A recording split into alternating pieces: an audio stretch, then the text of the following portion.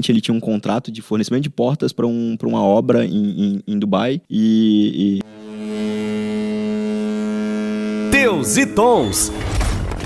Seja muito bem-vindo ao Teus e Tons, o podcast que vai simplificar a forma como a gente discute o mercado de comércio exterior no Brasil e no mundo.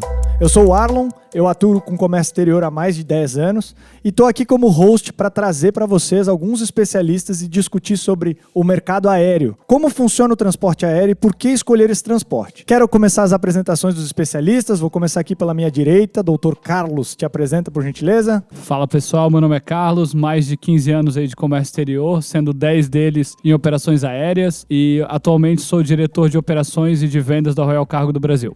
Show de bola, do lado dele nós temos Thiago Alencar, te apresenta aí por gentileza. Fala pessoal, sou o Thiago, bacharel em logística, atuo no comércio exterior há mais de 14 anos, atualmente sou gerente de operações da Royal Cargo e olha, já tem uma longa história aí no aéreo, pelo menos uns 9, 10 anos aí. Show de bola. Aqui na minha frente eu tenho a doutora Ana, te apresenta aí por gentileza. Oi, eu sou a Ana, trabalho na Royal Cargo um pouco mais de 6 anos e atuo na área de pricing aéreo. Show de bola. Para quem não sabe, pricing é a parte de compras, né? A negociação aí com o mundo desses preços. E aqui do meu lado eu tenho o Dr. Lawrence. Te apresenta aí, por gentileza. Opa, tudo bem? Meu nome é Lawrence, eu trabalho já há 10 anos na área. Já passei por alguns lugares como Infraero, Paclog, atualmente estou na Condor como coordenador comercial de logística internacional.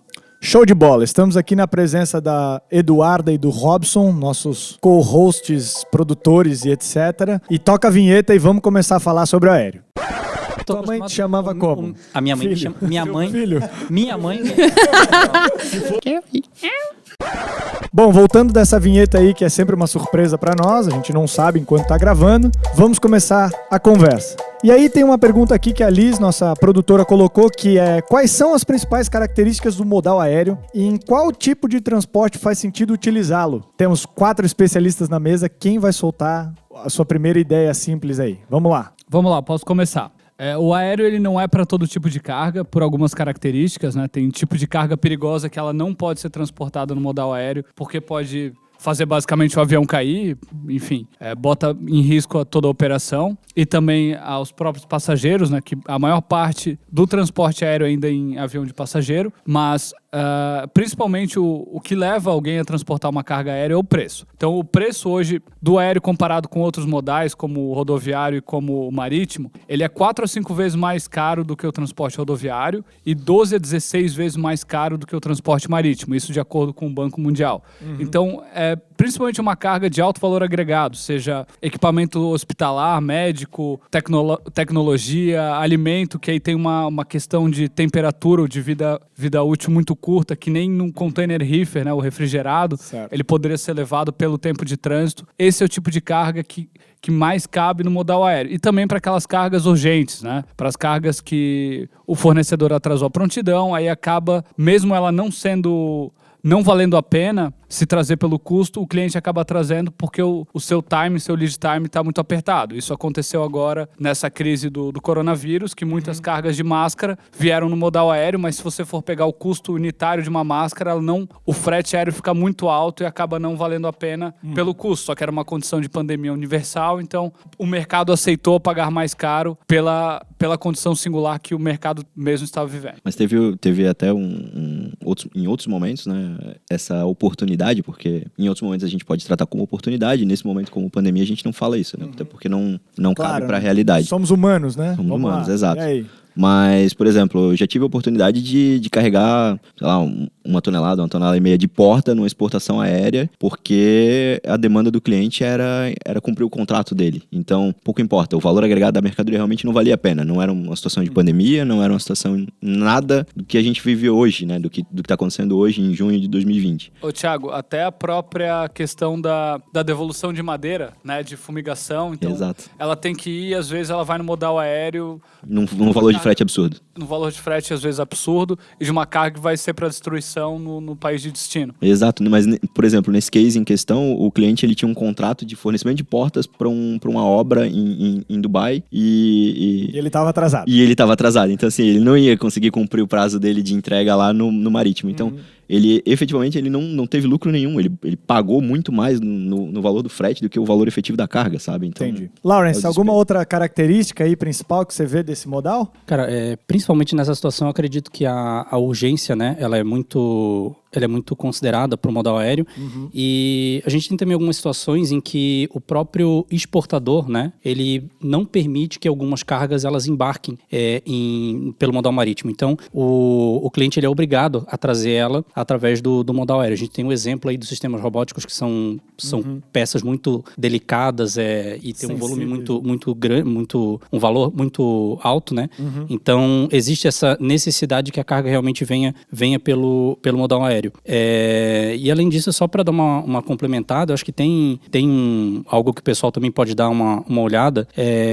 A IATA, que é a Organização Internacional, ela mantém uma regulamentação, né, pronta, completa, sobre quais tipos de cargas que podem ser embarcadas ou não. Existem uma limitação de carga, determinado tipo de carga tem um perigo muito grande para a própria aviação, elas acabam não podendo ser embarcadas. Mas eu acho que eu já estou encaminhando o segundo tópico, toca né? o pau, Mas toca tudo o bem. pau. Não tem problema.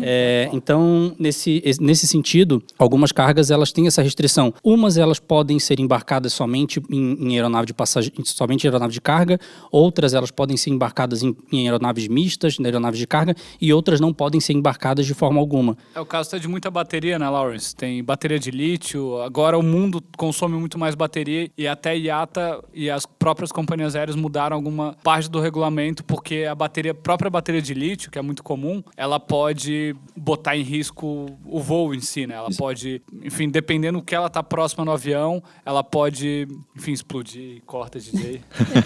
Não, então, complementando isso que tu comentou, até é bem interessante, assim, acho que em 2008, 2009, talvez até mais pra frente, 2010 e tal, teve uma situação de uns equipamentos eletrônicos que explodiram em voo da Samsung e tudo mais. E teve um bloqueio bem grande naquela época, acho que, não sei se vocês todos recordam, mas teve um bloqueio bem grande. Foi assim, cara, vamos parar tudo, não vamos aceitar mais uma carga com bateria de lítio e depois a gente vê o que a gente vai fazer. Então, eles cessaram todos os voos com bateria de lítio na época. Houve uma pressão muito grande, por exemplo, dos maiores fabricantes como Apple e por aí vai, para que eles retomassem e que permitissem. Afinal de contas, ia quebrar totalmente a cadeia logística dessas empresas. Então, pura pressão, assim, eles reabriram.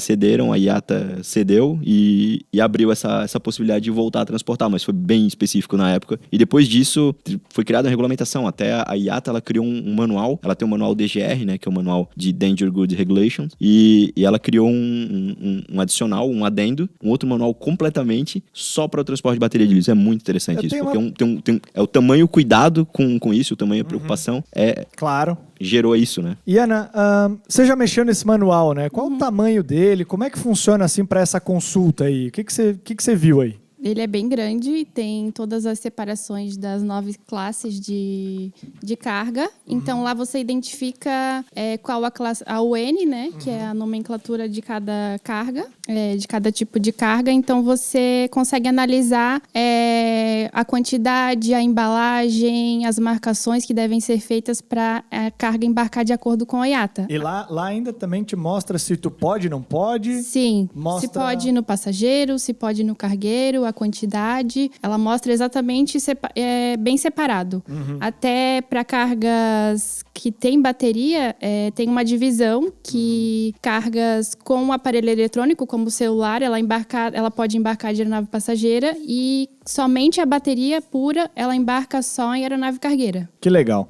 Thiago, o que é o UN? Explica para nós aí. Tem uma tradução para essa UN? Sim, o UN é o número determinado pelas Nações Unidas, a ONU. Então, o que ele faz? Ele determina que cada tipo de produto tem uma classificação e essa classificação ela é dada um número pela própria ONU. Não é determinado pela IATA, é determinado pela ONU e a IATA adotou essa nomenclatura e esse registro para facilitar o controle e a regulamentação. Né? A carga tem lá o N tal, um número, por exemplo, o N9, você vai lá no livro, vê o N9, vê se ela é permitida ou não, e a tratativa, se pode com tantos por cento. Usualmente são duas letras, o U e o N, e acompanhado por 4 números. Legal, show de bola. E aí muda a embalagem também, o tipo de etiqueta que você coloca nas caixas, tudo para quando o pessoal de manuseio contratado pela companhia aérea, ele já saber como manusear, enfim, qual parte do avião colocar, o cuidado, onde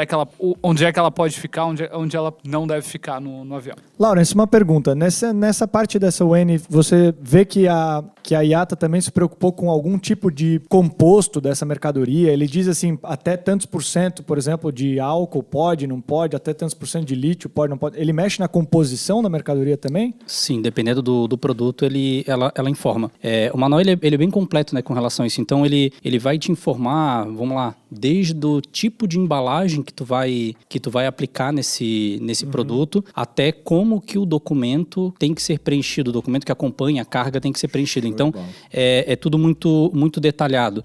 Às vezes um cliente, ele questiona, né? Poxa, mas eu preciso botar um determinado tipo de produto nessa embalagem? Sim, precisa, porque isso é regulamentado e se esse tipo de produto não for colocado conforme está na regulamentação, a própria companhia aérea, ela acaba não aceitando o embarque desse produto. Então, é feito todo um acompanhamento, inclusive dizendo quantas vezes aquela própria embalagem pode ser utilizada novamente. Então, é um detalhe, um nível de detalhe muito grande. É legal falar sobre isso, porque no marítimo, né, é bem mais leve esse tipo de coisa, porque a gente não está falando de tantas vidas humanas como a gente está falando no aéreo, né? O espaço aéreo ele é bem mais perigoso e pode acontecer muito mais coisas do que no marítimo. Em cima de cidades, né? Exato, tá voando em cima de cidades, você tá com gente dentro do avião ou não, tem riscos maiores aí. Então, pro aéreo tem todo esse cuidado que a IATA já regula muito bem há muitos anos, né? O marítimo ele não tem um órgão regulador como a IATA tem no aéreo aí e coloca ordem sobre o que carregar, como carregar e com que segurança carregar.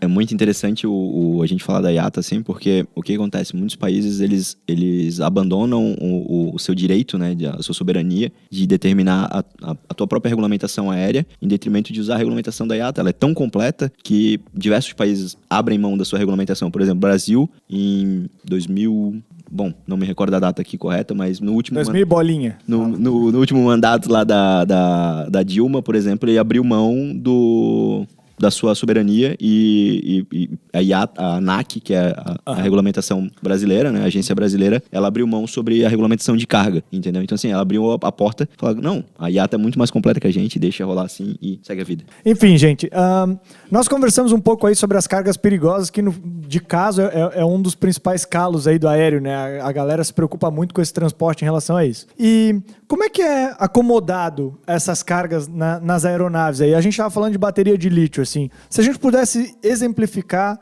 o que de diferente tem que fazer em relação a uma carga normal, uma carga tipo, sei lá, sapatos. O que vocês veem aí? Qual é a diferença até para o nosso ouvinte que está importando ou está exportando, ele entender quando o operador dele ou alguém que está assessorando ele no comércio exterior dizer, olha, você tem que fazer isso e não aquilo. A principal coisa que eu acho é ser sincero com o teu operador logístico e abrir o jogo que tu realmente tua carga é perigosa ou não.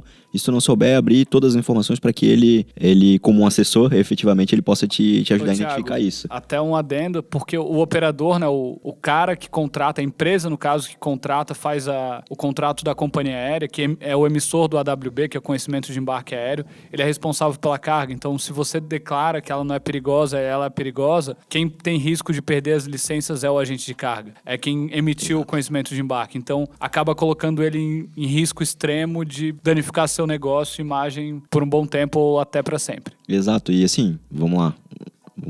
Nós somos humanos, né? Então eu fico pensando, poxa, imagina tu esconder uma informação, tu sabe que tua carga é perigosa, tu não comenta e tu embarca e acontece um problema e tem famílias dentro daquele avião, sabe? Uhum. Tem gente que tá viajando com a família de férias e aí, você é responsável por aquilo. É um peso muito grande. Então tem essa importância do negócio, sim, de colocar em risco uma outra empresa, mas acho que tem uma importância também humana, com as vidas que estão em jogo, que tá dentro da aeronave. Então, eu acho bacana até para complementar, Thiago, não sei se o pessoal acompanha, né? Há um tempo atrás teve uma apresentação de um programa de TV onde mostrou sobre alguns carregamentos de... agora eu não lembro agora a palavra certa, mas é um cilindro de oxigênio, né? Certo. São aqueles cilindros de oxigênio que que o pessoal utiliza para puxar a máscara dentro da aeronave. Dentro da aeronave mesmo, que cai de cima, né? A máscara. Na verdade, cada assento, em cima de cada assento, tem um cilindro pequenininho, onde quando você puxa a máscara, ele ativa aquele oxigênio daquele cilindro. Naturalmente, de tempo em tempo, aquilo lá precisa ser trocado. E nessa situação, a companhia aérea, ela foi transportar de uma forma não correta, né, esse cilindro, e isso causou uma combustão dentro da própria aeronave. E, naturalmente, a aeronave com vários passageiros dentro, isso estava no porão de carga, e isso realmente levou a óbito o povo todo, né, que estava dentro da aeronave. Então, é principalmente por isso, é questão de risco mesmo, que é limitado determinado tipo de carga ou não.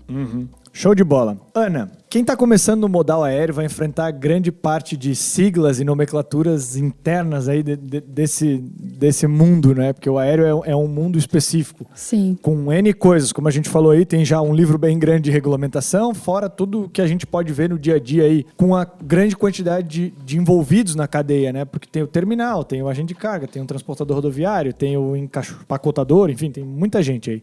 Dessas siglas, a gente ouve muito falar essas siglas como TC4, TC6, TC2. Como é que a gente explica o que é esse TC aí? E para que serve isso? Você consegue começar essa explicação pra gente, por favor? O TC, ele nada mais é que é o tratamento de carga. Quando o importador ele traz a carga até, normalmente, Viracopos ou Guarulhos, ele precisa remover essa carga. Normalmente aqui no Sul a gente remove via DTA, que é o trânsito aduaneiro. Como o Brasil ele não dispõe de voos internacionais em todos os aeroportos, então é uma maneira de você do importador conseguir trazer essa carga mais próxima. No caso, aqui a gente traz para Navegantes, Florianópolis, Joinville. Legal. E quando a carga ela chega nos aeroportos, a companhia aérea ela faz esse tratamento. Que normalmente no aéreo os mais utilizados são TC2, TC4, TC6 e TC7. Legal. Aí vai depender de como que ele nada mais vai tratar de aonde a carga vai ser nacionalizada. Por que a carga chega em Guarulhos ou Viracopos? O que acontece? Por que ela não chega direto no seu destino final, como Navegantes, ou enfim? Para explicar para o nosso ouvinte o que acontece. Por que isso é assim? Porque os aeroportos do Brasil não possuem recebimento de voos internacionais, assim como saída, a grande parte deles. Então, é uma forma do importador receber essa carga mais próximo. No caso, a carga vai chegar em Viracopos e Guarulhos, que é os principais aeroportos internacionais, e ela vai ser removida, chamada de DTA, que é o trânsito aduaneiro. Legal. Então, elas funcionam como uns hubs, certo, Lawrence? Como é que funciona esses hubs aqui no Brasil, assim? A carga chega ali, ela pode ser direcionada. Por que ela chega ali? É uma vantagem de custos? Como é que funciona? Geralmente é situação de custo, né? Hoje a gente tem alguns hubs, os principais que a gente tem no Brasil hoje, Viracopos, Guarulhos e eu acho que ainda tem alguma coisa no Rio de Janeiro. Galeão tem. Galeão era... Curitiba também, né? E Manaus lá pro norte. Isso, Então, e tem Belo Horizonte. Brasília recebe muita coisa voltada para o governo federal, na verdade, né? Então, mas ainda assim é considerado também hub. Mas o grosso das cargas hoje, elas vão para Viracopos e Guarulhos. Essa carga, sim, ela pode ser redirecionada pelo cliente. O cliente pode solicitar que essa carga venha por trânsito rodoviário de Viracopos ou Guarulhos ou Curitiba, seja lá, independente do aeroporto que seja, até o aeroporto de destino final. E isso geralmente ocorre, como a Ana falou, por falta de infraestrutura, né? Vamos colocar um exemplo aqui em Santa Catarina. Hoje nós temos... E a demanda também, né, Lawrence? Tem lugares que não tem demanda para você ter um voo direto conectando, exemplo, Nova York e Florianópolis. Não existe essa demanda. Acaba não compensando para a companhia aérea lançar... Em determinadas situações isso realmente... Em determinadas situações isso de fato ocorre. Poxa, a gente tem voo, vamos lá, tem voo para São Paulo do Marrocos para São Paulo, que tu pode colocar uma carga, mas naturalmente a demanda de voo vindo do Marrocos para cá é baixa. Certo. Então, geralmente o que acontece é feito conexão internacional para essa carga poder realmente chegar até o seu destino final. Você ia falar um case. Mas vamos dar um exemplo, né? Santa Catarina. Santa Catarina nós temos 3 aeroportos hoje que ficam 90 quilômetros um do outro. Florianópolis, Navegantes e Joinville. Nessas 3 situações, a ANAC ela mantém uma tabela atualizada onde ela mostra qual que é a capacidade operacional de cada aeroporto. E eles têm uns códigos em que determinam quais são os tipos de aeronaves que podem pousar em determinados aeroportos. Isso é feito um estudo daí abrangente. É feito um estudo de PCN, que é o estudo de pista, de solo, para dizer qual que é a capacidade de impacto que aquela pista pode receber ou não. E nós temos o caso de espaço, de tamanho da pista, área de manobra, pátio e por aí vai. Hoje, em Santa Catarina, o único aeroporto que consegue receber aviões widebody, que é o caso do que o Thiago tinha comentado anteriormente, é Florianópolis. Florianópolis ainda consegue receber. Os outros aeroportos, eles ainda não têm capacidade técnica para poder receber uma aeronave dessa. Por isso, ocorre o que a Ana comentou. A carga chega em Guarulhos, chega em Curitiba, chega em Viracopos e desce, é colocada dentro de um caminhão lacrado pela Receita Federal, vem de trânsito até o seu destino final para poder ser nacionalizada. Mas ela não precisa ser nacionalizada num aeroporto, né? Ela pode ser para uma área secundária, enfim. Ela pode ser para ela pode ser para qualquer área que seja definida, desde que ela seja um recinto alfandegado. Claro. Então, por melhor logística e custos, a gente acaba trabalhando aqui no Brasil com hubs, onde conectam por melhor custo para aquele destino, mas ele não é o final. E aí a gente remove coisas mais específicas para cada destino final, no fim das contas. Deixa eu complementar, tem infraestrutura. Infraestrutura é o principal. Por exemplo, há alguns anos atrás eu fiz uma visita técnica no aeroporto do Espírito Santo, né? E olha que interessante, o aeroporto do Espírito Santo ele recebe alguns voos internacionais, ele tinha uma demanda específica para Petrobras e tal, então ele atendia um voo específico internacional. Olha que interessante, o voo não podia vir lotado de carga, ele não podia vir com a sua capacidade máxima. Era o voo de Miami, né? Era o voo de Miami, então ele não podia vir com a capacidade máxima de carga, sabe por quê? Nesse estudo que tu comentou, Laurence, por exemplo, foi encontrado que a cabeceira da pista do aeroporto do Espírito Santo, de Vitória, ele não tinha capacidade para aguentar a aeronave widebody pousando com sua capacidade integral de carga. Ou seja, se a aeronave, por alguma falha qualquer lá na origem, enchesse de carga até a boca, ela ia afundar a pista de Vitória. Então, olha que interessante, como a infraestrutura também no Brasil é deficiente nesse ponto. Para quem não sabe sobre comércio exterior e logística, é tanto detalhe assim, né? Que é por isso que a gente fica de cabelo branco tão cedo e tem esse tipo de loucura, né? Eu tô ficando com a barba branca, eu tô ficando com a barba branca. Tu tá com a barba branca, eu tô com o cabelo com barba. O Laurence aqui tá... Enfim, gente, pra gente falar sobre esses tratamentos de carga aí, para rapidamente passar uma ideia para os nossos ouvintes, alguém pode explicar um ou dois e dizer o que significa isso, para ele ter uma ideia de como muda esses tratamentos assim que a carga chega e, enfim, as coisas? Vamos lá, Ana, soltam para mim e depois eu peço pro Thiago avisar outro, por gentileza. Tá. O TC2, ele é aplicado quando a companhia aérea vai fazer a remoção. Então, é ela mesma que já faz essa remoção para o aeroporto de destino final. Então, um exemplo, por exemplo? Por exemplo, eu, agente de carga, fechei uma carga até Florianópolis com uma certa companhia aérea. Pode falar um nome pra gente mandar um boleto. A gente vai tentar fazer propaganda com isso. Vamos lá, Latam. Fechei com a Latam até Florianópolis e ela não tem voo, por exemplo, de Miami para Florianópolis. Certo. Então, a carga vai chegar em Guarulhos ou Viracopos e a própria Latam vai fazer esse trânsito. Então, nesse caso, a companhia aérea vai aplicar o tratamento da carga TC2. O TC4, que é como o Laurence falou, nós temos 24 horas para fazer a remoção da carga. Então, normalmente ela é utilizada quando a carga é muito urgente e ela pode ser removida para um terminal secundário, não só um aeroporto. Então, quando o cliente precisa remover para um outro terminal para desconsolidar a carga, então é um tratamento mais para carga urgente. Certo. Tiago, um bem atípico aí. Você tem algum...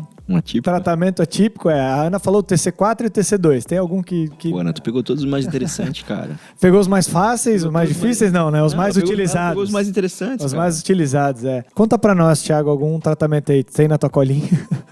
Deixa eu olhar na minha cola. Vai lá. Explicar sobre o TC7, na verdade. O TC7 ele é bem similar ao TC4. O TC4 ele tem um limite de horário que tu pode... que tu precisa remover a carga, né? Que a carga precisa ser removida, que é até 24 horas da chegada do voo. E o TC7 não, ele te permite um período muito maior que isso. Ele tem uma flexibilidade muito maior, mas ele ainda assim é enquadrado numa tabela diferente na armazenagem lá. Então, o TC4 ainda ele é a melhor opção para quem vai remover para outra zona, seja ela primária ou secundária. Entendi. O TC7 é bem raro ser usado também. É quando o cliente não consegue remover a carga no TC4, ela já passa para o TC7. Vencendo o prazo é automática a alteração. Só deixar claro uma coisa, no caso do TC4 aqui, cada terminal tem uma política diferente, né? Eles sabem que isso funciona, né? A prática carga chegou em TC4, ela vai ser removida. Só que tem alguns clientes, por exemplo, que a carga chega em TC6 e eles querem fazer alguma coisa para tentar mudar o tratamento, fazer alguma coisa do tipo. Alguns terminais permitem que seja dado um jeito ali para conseguir fazer essa alteração e dentro desse prazo de 24 horas a carga seja removida. Outros terminais vetam esse tipo de operação, tá? Então, tem alguns terminais que se a carga chegou em TC6, vai ficar em TC6, vai ser armazenada, vai ser cobrada no 2 e Isso até é uma escolha pergunta comercial, né, na verdade, do próprio terminal. Se o terminal tiver um relacionamento comercial muito forte com aquele cliente, ele pode abrir uma exceção ou não. Entendi. Cabe a ele. E por que mudar? Tenho duas perguntas, então. A primeira é assim, como é que é informado por terminal que tratamento que você quer? Você envia um e-mail? O que você faz, assim, para deixar bem O exemplificado? TC4 tem que solicitar para a companhia aérea com antecedência, normalmente de 24 horas a 48 horas antes. Antes da chegada Da da chegada do voo, isso. Show de bola. Tu quer um gancho para isso? Então é o seguinte, isso já passa para a próxima etapa, que é o próximo... Hoje, todo o registro de carga que chega no Brasil, ele é feito através do Mantra. E o Mantra ele é preenchido pela própria companhia aérea. É uma operacional da companhia aérea, recebe todas as informações e ele faz o lançamento lá manual.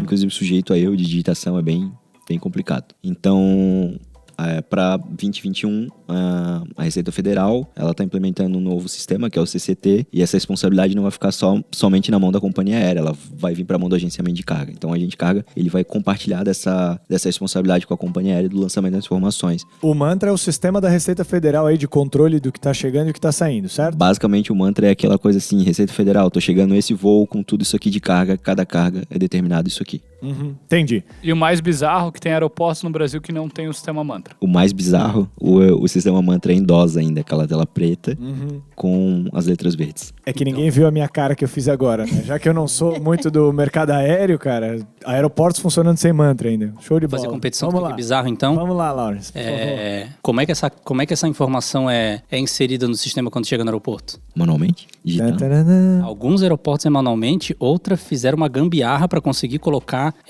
um robozinho copiando e colando a informação de um lado Do pro manifesto, outro. né? Exatamente. Foi feito um robozinho para fazer essa cópia e cola do sistema. Então, o pessoal informa o número do termo lá, na hora que essa carga chega, que o termo ele indica o que tem, o que tá vindo dentro daquele voo, daquele caminhão, né? Então, quando chega aquilo ali, eles informam o número do termo e daí sim essa informação vai sendo inserida dentro do sistema. Assim, então quer dizer o seguinte, quer dizer que é possível ter erros e às vezes nem por culpa de a pessoa que está operando, etc. De digitação de humanos mesmo, ou do robozinho copiar e colar errado aí. Acontece. Na chegada da mercadoria, até atrapalhando o importador ou na saída para o exportador, sem culpa dele mesmo. Quer ver É o isso? bem comum de acontecer? Manda. Perda TC4. É o mais comum. É o mais comum de acontecer. Tu manda pra companhia aérea por e-mail, algumas companhias aéreas modernizaram isso, então tu protocola dentro do site próprio deles. legal.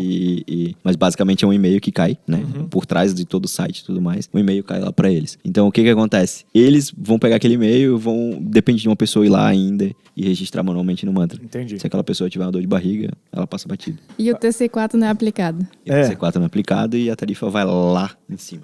Bom, gente, mexemos um pouco aí no tratamento de cargas. Eu acho que o nosso ouvinte ele já teve um pouco de ideia de como funciona. Eu tenho aqui que um estudo da Confederação Nacional das Indústrias, também conhecida como CNI, está mostrando que um percentual transportado por avião das cargas passou de 18,7% em 2000 para 11,1% em 2018. Então, em 18 anos aí, diminuiu esse percentual transportado pelo modal aéreo. Na opinião de vocês, por que as empresas estão deixando o modal aéreo de lado? Ou se é isso que realmente está acontecendo? Vocês têm alguma ideia sobre isso? Sim. Um dos pontos, o valor aéreo ele não oscila muito durante esses anos, né? Ele varia normalmente entre 1,50 a 5 dólares por quilo, o preço de frete aéreo entre um ponto A e um ponto B, mundialmente falando, mas eu vejo que as empresas estão mais organizadas em relação ao seu estoque. O custo, a pressão pelo custo da mercadoria, o cliente ele quer pagar o mínimo possível, então o frete aéreo acaba não valendo mais a pena. Então as empresas estão trazendo as cargas mesmo marítima com antecedência para não pagar mais o frete aéreo. Isso é uma questão, como o Arlon botou, brasileira, mas não é só aqui, é global também. Teve uma queda na demanda por causa disso, por causa da preparação e do alto custo que é o transporte, né? Como eu falei antes, o custo comparado ao rodoviário é 5, 6 vezes, do marítimo é mais de 12. Então é muita diferença para você colocar para o consumidor final pagar uma coisa às vezes que não tem um valor agregado alto, como roupa, algum alimento. Uma outra commodity etc. específica, né? Legal. Mais alguma ideia, gente? Lawrence? Bom, vamos lá dar um exemplo prático, então. Pra você ter ideia, recentemente eu fiz uma cotação com uma companhia aérea para transportar uma carga de São Paulo para Recife e outra de São Paulo, com o mesmo peso, de São Paulo para Manaus. O preço variado das duas aí, para Recife era 3 vezes superior à ida para Manaus. Por quê? Demanda. Por conta de demanda. A demanda para o Nordeste ela é muito mais alta do que a demanda para o Norte do país. Então, isso acaba fazendo com que o preço também ele suba. A gente tem também, eu acho que o fator do querosene, né, de aviação, que não sei se felizmente ou infelizmente, mas hoje quem controla isso é basicamente o Oriente Médio, né? Ele que define o quanto que está o preço do petróleo no mundo hoje. E com a oscilação da moeda que a gente tem hoje, isso acaba influenciando muito também. Eu acho que isso acaba aumentando realmente o valor do frete e acaba desacreditando ou fazendo com que o cliente ele se programe de uma forma melhor. O aéreo, basicamente, ele é utilizado para cargas urgentes, certo? Certo.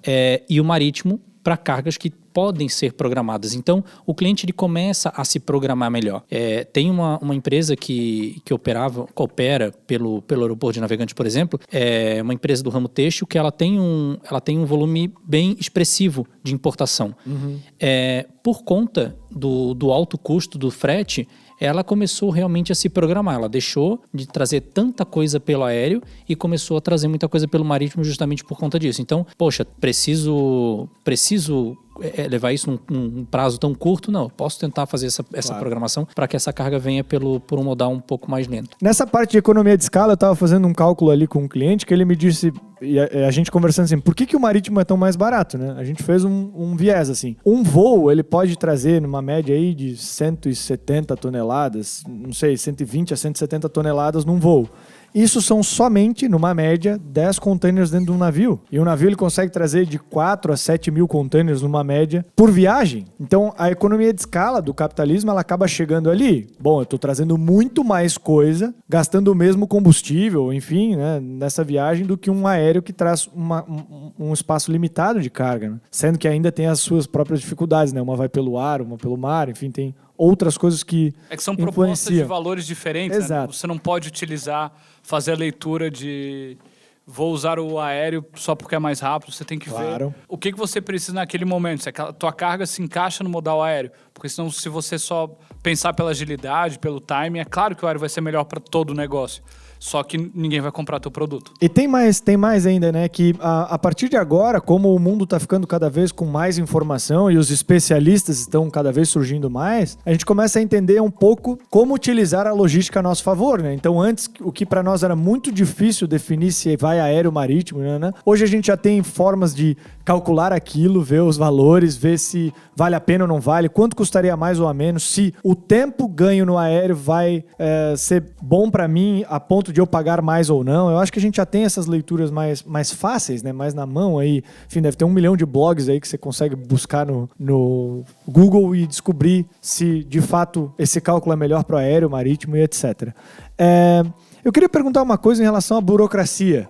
Se no aéreo, como é que funciona esse processo de liberação de cargas? E se tem alguma melhoria ou, enfim, manutenção para os próximos anos? É difícil? É fácil? Thiago? Depende. Tu quer saber na exportação ou na importação? Tanto faz. Tem uma diferença muito grande entre um e outro. Vamos lá. A exportação ela é muito mais facilitada, né? Então, no Brasil, por exemplo, como qualquer outro país, a intenção é que tu exporte. A intenção é que tu coloque a tua carga para fora e tu traga dólares para dentro para ajudar na tua balança cambial. Agora, quando a gente tá falando de importação, aí o negócio piora um pouquinho. Mas não é todo ruim no aéreo, né? Então, o padrão ele segue muito do marítimo, é bem similar ao mesmo percentual de cargas que caem em canal vermelho e que são selecionados para inspeção é bem parecido. Mas tu tem um facilitador, né?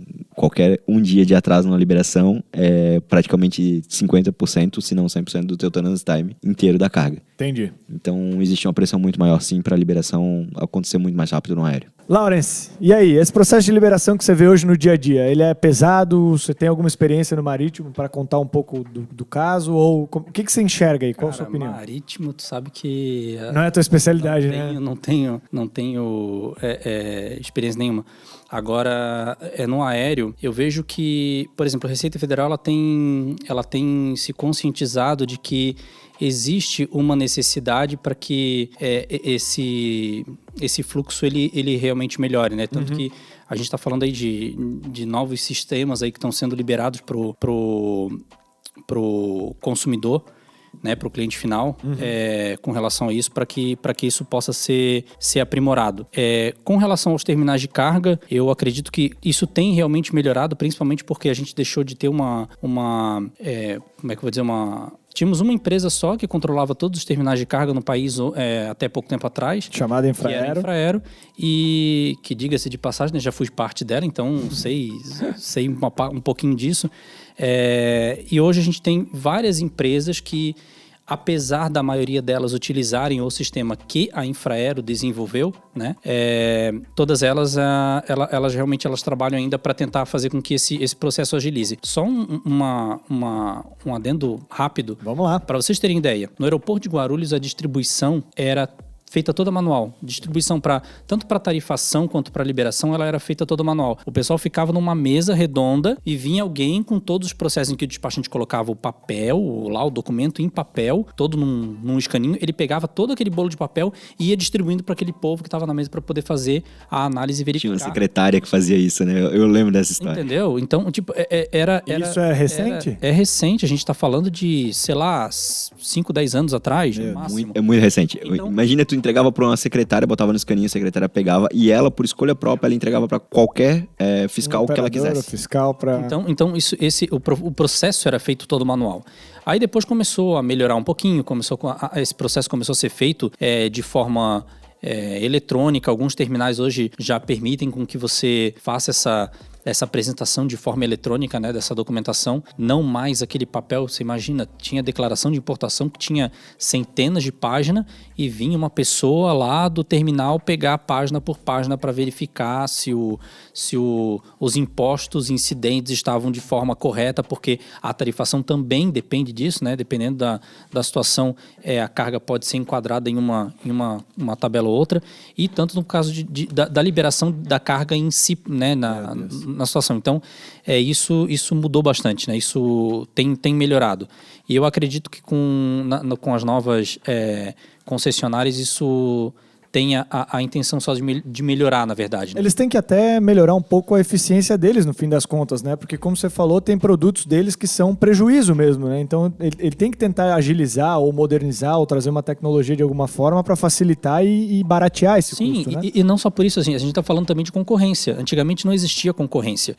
Quando começou essa concorrência entre terminais, quando começaram a abrir o mercado para outras empresas privadas assumirem os terminais de carga e né, os aeroportos, né, em si, a Infraero ela começou a trabalhar um pouco mais intensivamente na parte comercial. Ela começou a criar funções específicas para a área comercial dentro da carga para conseguir trabalhar com isso. E a gente vê que hoje, por exemplo, vamos colocar no caso de... Lawrence, até no passado você não conseguia como empresa negociar uma tabela no aeroporto, né, na zona primária. Hoje você consegue, dependendo de você trazendo o seu volume, o aeroporto não recebe sua carga, você consegue negociar. Antigamente você não conseguia negociar porque... a gente pode falar nome de empresa falar aqui? Tudo aí. A gente vai mandar um exemplo de Samsung, tá? Samsung, ela falava assim, olha, eu quero levar a tua carga para Guarulhos, mas eu tenho um volume muito grande. Aí o pessoal, se você não vai levar para Guarulhos, você vai levar para onde? Eu vou levar para Manaus. Então pode levar, porque o terminal é da gente mesmo, então isso não influencia em nada. Quando isso começou a mudar, quando isso começou a ter o máximo que havia uma negociação na época era, a carga, se não for para a zona primária, ela vai ser levada para uma zona secundária. Ou ela... aeroporto zona primária não tinha como, porque era tudo Infraero. Mas podia ser levada para uma zona secundária ou ir pelo modal marítimo. beleza, daí poderia haver algum tipo de negociação. Fora isso, isso acabava não encaixando. Quando teve esse processo todo de concessão dos aeroportos, a gente começou... eu falo a gente porque eu já trabalhei nos aeroportos, então eu vivi no dia a dia. o início dessa parte aí. Então, foi iniciado um processo de negociação com os clientes para...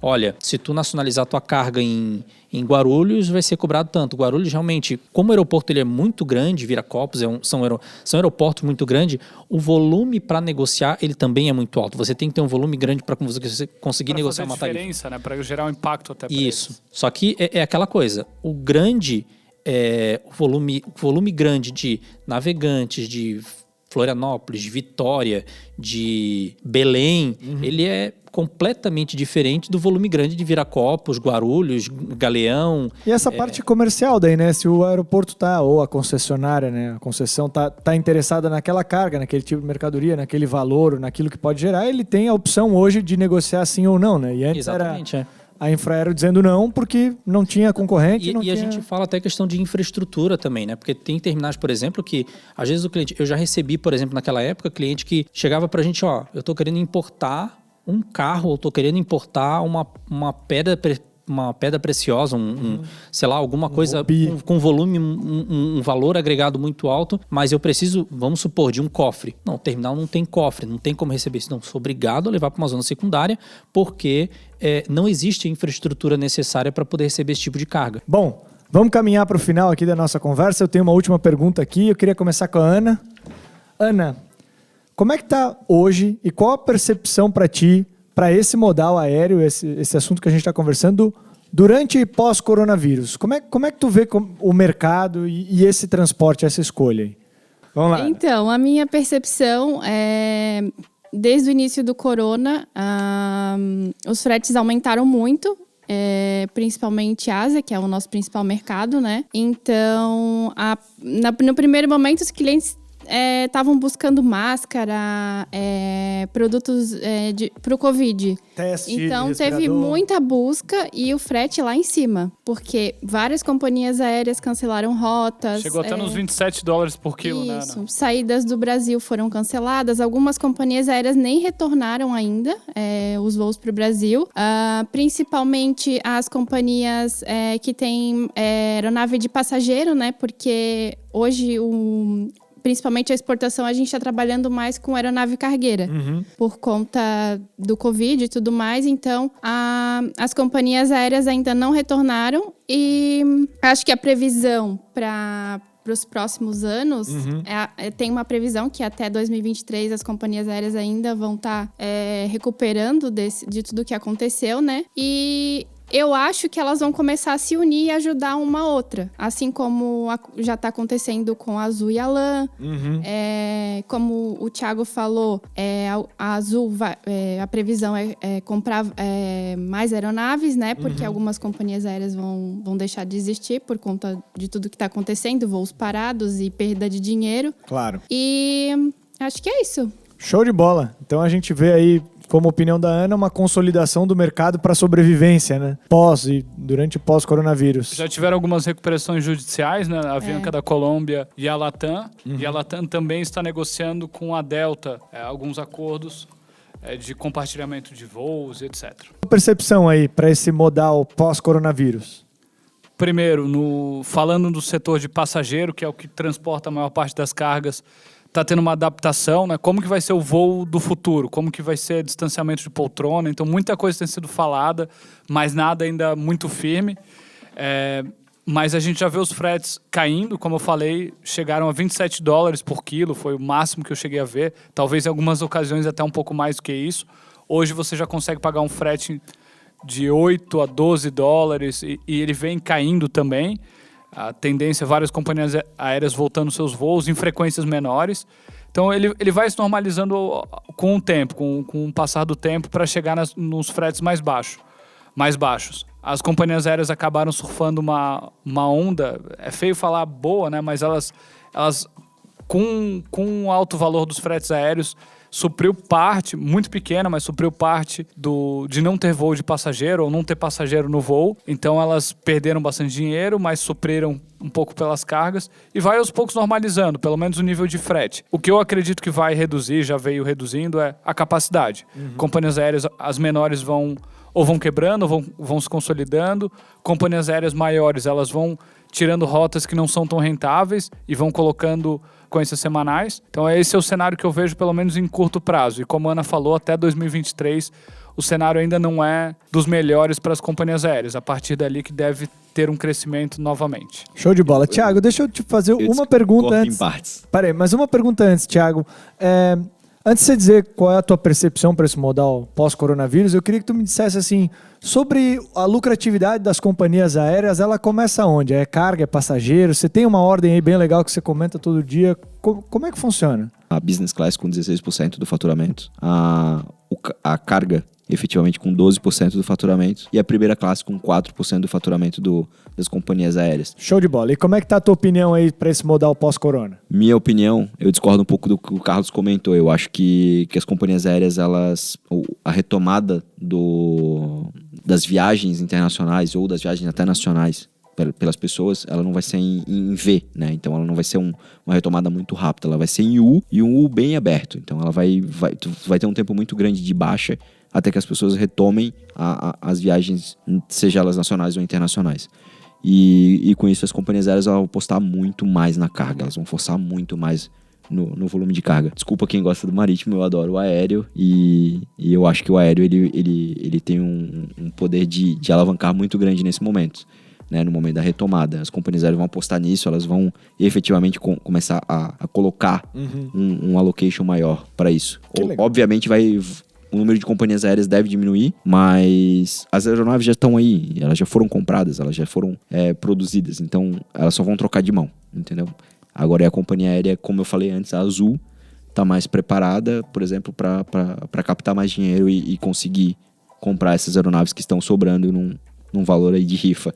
Assim como ela fez com a Trip, né? Que ela assim comprou. como ela fez com a Trip e assim como ela fez com a Avianca Ocean Air, que é a Avianca Brasil.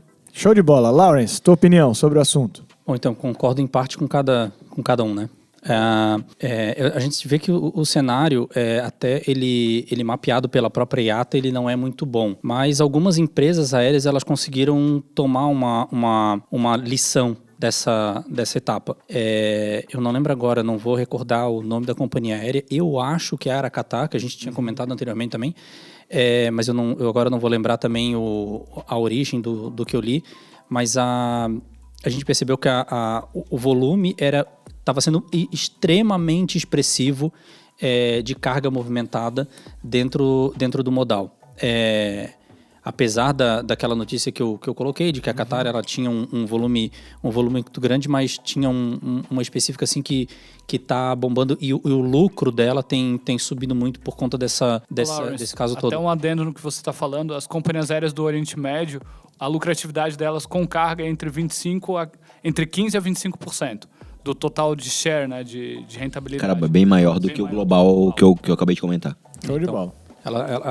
Então, eu acredito assim que em parte isso vai mudar, só que isso vai levar muito tempo. Por exemplo, passageiro, eu acho que vai levar muito tempo porque o nível de exigência dentro de segurança, de limpeza e tudo mais das aeronaves, ele tem aumentado muito.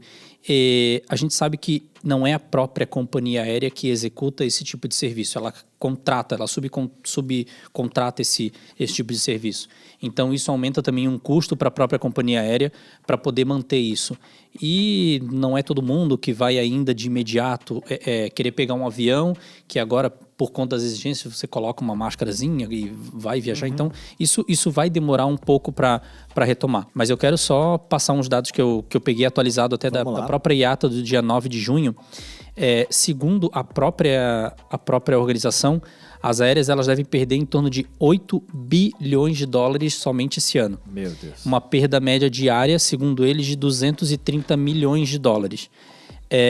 Eles estão estimando em torno de 2,2 bilhões de passageiros nesse ano e ainda assim tem um prejuízo estimado de 37,54 dólares por passageiro. E com o dólar como está hoje, assim, são 180 milhões de reais. A gente está falando muito dinheiro. As maiores companhias aéreas do mundo, por exemplo, elas tiveram prejuízo no primeiro trimestre, por conta de tudo isso que ocorreu, de 8,3 bi. Então, isso realmente está se mostrando. O cenário ele não é muito favorável, né, segundo a IATA. E eu acredito que isso vai demorar um pouco para a carga, realmente. Isso foi bom por até um certo momento, porque no início era muita urgência, né, de tudo que estava ocorrendo. Então, quem soube aproveitar a situação, vamos botar aí, aproveitar a situação, 2 empresas da Moldávia, aliás, foram 2 até agora da Moldávia, que pousaram no aeroporto de Florianópolis, né, utilizando o Boeing 747, da primeira vez a variação 400 e depois a variação 200. As 2 conseguiram utilizar isso e já tem ainda previsto, acho que mais 1 ou 2 voos ainda certos para conseguir pousar no aeroporto. Então, as empresas que aproveitaram esse momento, elas vão se dar bem. Agora, as empresas que tiveram uma certa dificuldade, temos algumas empresas aéreas hoje no país que não é o foco delas, a carga, né? É muito mais o passageiro. A gente tem um exemplo da Gol. Claro. O exemplo que a gente comentou anteriormente da Copa, por exemplo, é foco muito no passageiro, até porque as aeronaves são muito pequenas, o porão é muito pequeno, então não é o foco delas. A Azul, por exemplo, que o Thiago comentou, ela reinventou, né, com essa movimentação toda. Ela começou a utilizar Azul e Latam. Começaram a utilizar as aeronaves, inclusive de passageiro, para transportar carga, colocar a carga em cima das poltronas, né? E levar a carga em cima das poltronas. A Azul, ela não voava, por exemplo, para a China e passou ela foi em busca de autorizações para conseguir fazer esses trajetos. Então, foi bem bacana. As empresas que conseguiram aproveitar tiveram uma adaptação rápida, né? Fizeram uma adaptação. Eu acho que o governo também ele agiu de uma forma relativamente rápida, autorizando, porque tinha restrições, né, de se fazer esse tipo de operação. Claro. Ele conseguiu autorizar, vendo que... a Alemanha, eu acho que foi a primeira a fazer isso, né, com a Lufthansa, de permitir com que... Permitir colocar a caixa em cima de onde é o assento do passageiro. Em cima do assento, debaixo do assento, nos guarda-volume, no bagageiro. Então, isso foi bacana. Eu acho que o governo agiu rápido. E, então, voltando, as empresas que aproveitaram a onda foram bem. Agora, vai ter um impacto e isso vai demorar um pouco, eu acho, para voltar. Entendi. Show de bola, gente. Eu acho que, como conclusão aí, o mercado aéreo ele vai passar, ou já está passando, por uma transformação bem grande, principalmente da forma como ele era feito, né? Agora a gente tem carga sentando no lugar de passageiro aí, como falaram, e a gente acha que a economia também vai mudar um pouco, né? E com isso, talvez o modal aéreo fique mais ou menos atrativo, porque está todo mundo em casa, então a forma de consumir é diferente, talvez ninguém queira esperar tanto tempo para receber alguma coisa em casa como a gente espera no navio, e de repente um avião pode ser mais atrativo. Enfim, esse comportamento a gente não tem muito como saber, né? A gente só, acho que estima, porque nós nunca fomos enclausurados assim, dessa forma como esse vírus aí colocou todos nós em casa, enfim, nessa reclusão. De qualquer forma, a gente tem como tradição aqui no podcast fazer uma última pergunta, que é: se a pessoa não prestou atenção em nada do que a gente falou até agora e ela fosse ouvir um único recado de vocês sobre esse modal, sobre a escolha do transporte aéreo, o que vocês podem dar de dicas para o importador, para o exportador ou para o nosso ouvinte em relação a isso? Quem quer começar aí? Eu quero começar. Vamos lá, Thiago. Eu acho que, por exemplo, se o nosso ouvinte for um assessor logístico, um agente de carga, um despachante, o que quer que seja, né, que assessora o cliente final, é entender para atender. Eu tenho esse mantra para mim, eu acho que é muito importante tu entender, tu saber qual que é a realidade do cliente, qual que é a necessidade do cliente efetiva, para que tu possa atender ele. Se tu vai encaixar a carga dele no modal aéreo ou no modal marítimo, tu precisa primeiro entender qual que é a urgência e essa demanda. Certo. Ana, por gentileza, e aí? Eu acredito que é a forma que o Thiago comentou, que o aéreo tem essa característica de urgência.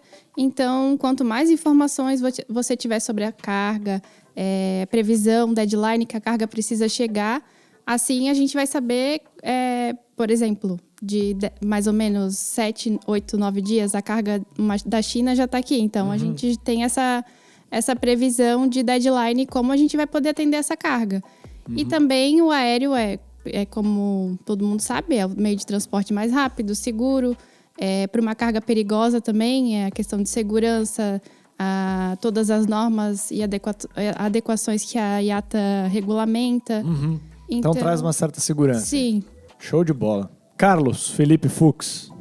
Busca especialistas, né? Quem conhece de fato o segmento, o setor, para assessorar, porque ele tem bastante pegadinha. Então não vá só no valor, entenda de fato, como a Ana comentou, quando você precisa da carga aqui no Brasil, entenda bem as rotas, entenda a diferença de um voo de passageiro para um voo de carga, o que implica para o teu negócio, para então você buscar a melhor opção para o seu negócio. Não é toda a carga que se aplica e que é viável você trazer no aéreo, mas tem muitos negócios que, como também o Lawrence comentou anteriormente, elas precisam vir no modal aéreo pelo o cuidado do produto, né? O cuidado específico que se precisa. Então, busque pessoas que conheçam, que possam te assessorar para ter a maior eficiência no teu transporte aéreo. Show de bola. Lawrence, para fechar. Silver Fox. Cara, fiquei por último, é um resumo dos que os três já falaram, né? Quando a gente fica por último, é difícil, todo mundo já falou tudo. Acho... O Thiago quis ser o primeiro. Thiago.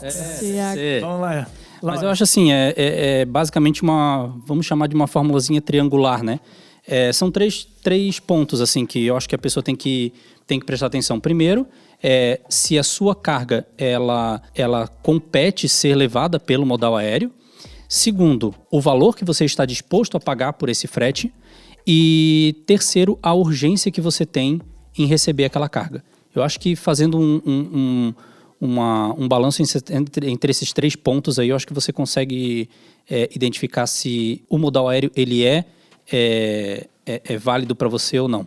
Show de bola. Gente, encerramos esse episódio por aqui. Quero lembrá-los que toda semana, nas quintas-feiras, nós temos lives no nosso YouTube. Quinzenalmente, nas sextas, nós temos lançamentos do podcast aí nas principais plataformas, como Spotify, Deezer, entre outras. Fiquem ligados aí nos nossos episódios. Mandem sua crítica e sugestão para o e-mail relacionamento@teusitons.com.br, por gentileza. Fica ligado aí nos próximos episódios. Valeu, até a próxima. Tchau. Valeu, beijo, abraço. Valeu.